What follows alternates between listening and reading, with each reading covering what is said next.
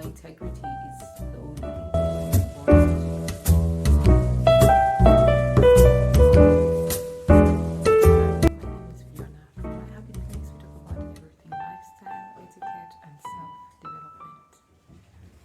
Today, it touches a somewhat, touchy subject. So, where I come from, there is a popular word we use, sharp. It's basically meant to compliment a person that thinks on their feet, responds really quickly, and that kind of thing. So, it's supposed to be a good thing to be dubbed sharp. However, in recent times, it has gotten some sort of negative hue to it. How do I mean? I will give you an example. So, assuming somebody scams the other, people will be quick to applaud the scammer as really sharp. I thought that we might have a bit of a chat about that today. And this is why. Recently, somebody called my son sharp. Somebody met him for the first time and said, "Oh, this is a sharp one." And what you say? Yeah, I mean he's sharp.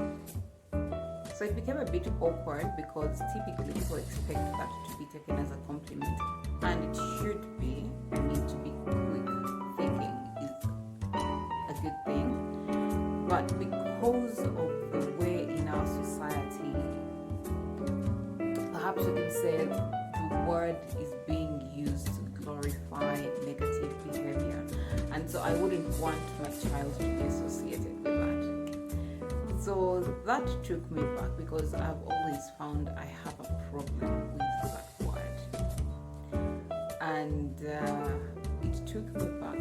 I remember to a time when, while I knew this was wrong, I just, like everyone else, looked the other way and maybe even laughed a little bit, I'm ashamed to say. So I remember just before the first lockdown,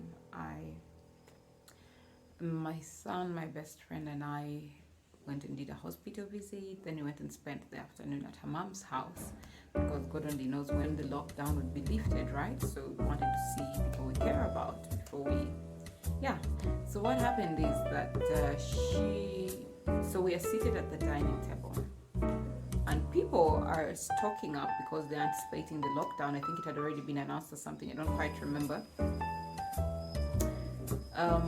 Where I come from, there is a transport option called the border, which is really a motorcycle. So it gets you faster to your destination, but people tend to use that to transport items for their convenience, really. So when people were stocking up and whatnot, you'd see borders with sacks of rice, potatoes, food items generally. So there was this video circulating. This gentleman pricked a tiny hole in a sack of rice so that he can then reduce it, and so he was siphoning this out. And the rate at which that video did the rounds, and the caption was always, everyone was amused at how sharp the border man is being. And to be honest, when you have been in a certain environment for a while, even if you don't applaud the behavior, you just find it funny. And so my friend's mom receives it on her phone and she shows it. She's like, "Can you imagine what people are doing?" I look at it and I'm like, "Yeah, I have seen that video. It's actually quite funny." She's like, "It's funny?" I'm like, "Yeah, I can't imagine how you will stop in the middle of the road and just decide to take out what's not yours." And she's like, "But she just made the point. It's not funny. Take what's not yours, that is theft." And so that's the kind of behavior that we have been low-key glorifying lately and calling it being sharp. So I honestly felt rebuked. I felt really ashamed. And so this person, referring to my very smart child, God bless him, as sharp, I know they meant well, but for me, it just made me feel some type of way.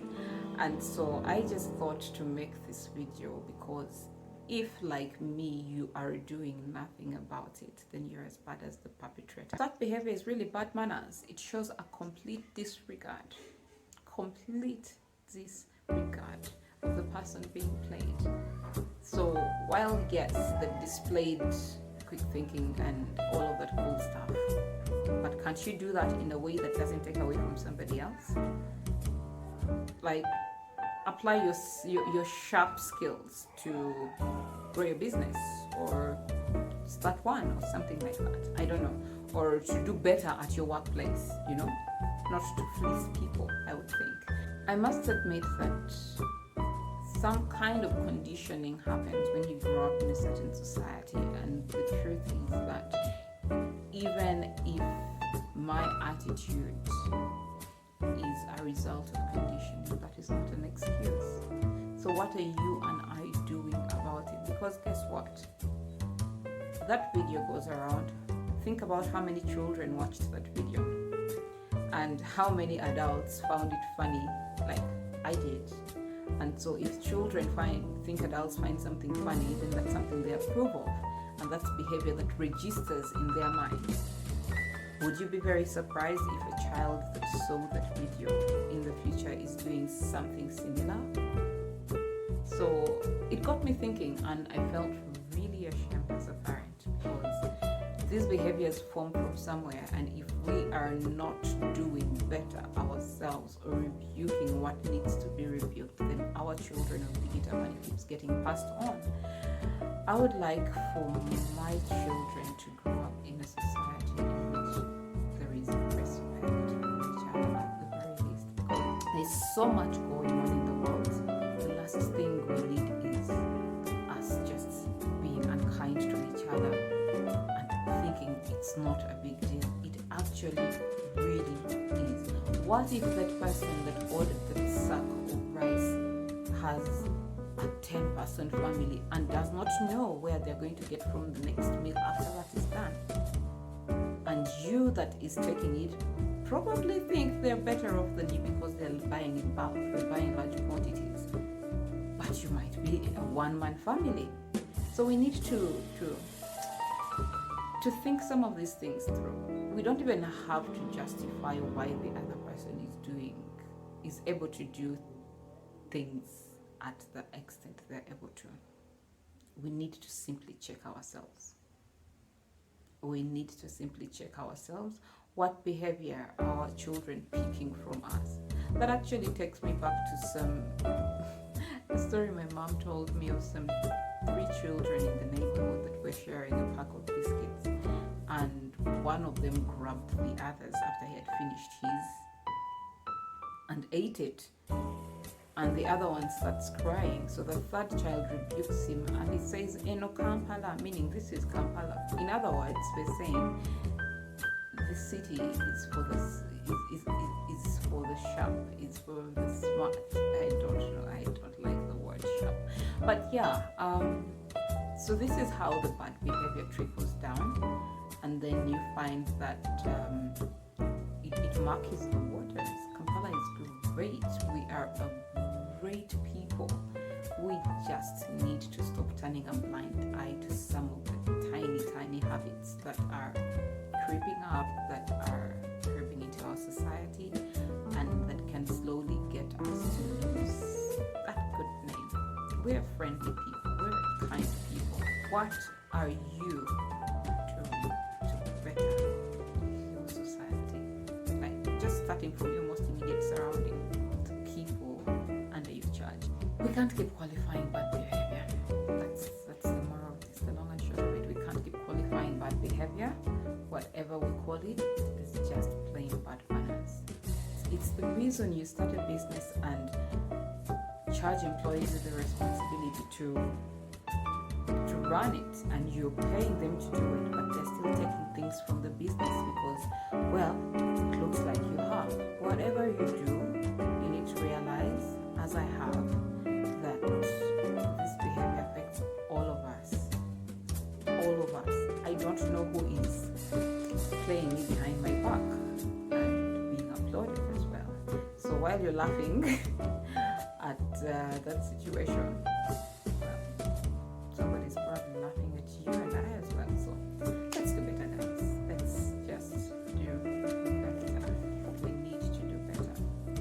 We're in charge of the next generation.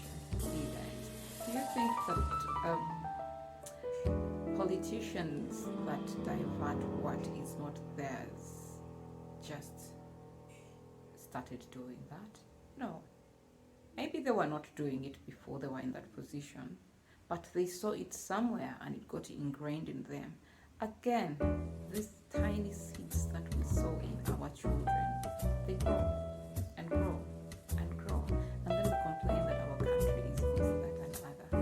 What are we doing to better it? Let me know in the comment section what your thoughts are on this. I know I have shaken quite some tables, but that's alright.